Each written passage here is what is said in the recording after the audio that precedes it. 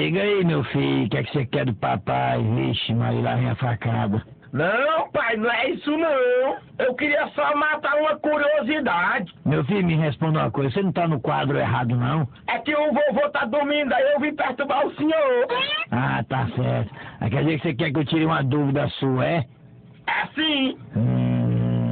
Ixi, Maria, tá bom, então de que dúvida você tem, meu filho? Pai, o que é que a mamãe tem debaixo da saia? Bem, deixa eu ver como é que eu vou dizer isso. Bem, meu filho, o que sua mãe tem debaixo da saia é o paraíso. E o que é que o senhor tem dentro das calças? Ah, meu filho, dentro das calças, eu tenho a chave do paraíso. Pois se eu fosse o senhor, eu trocava a fechadura do paraíso. Mas por que, meu filho? Porque o vizinho tem uma cópia da chave.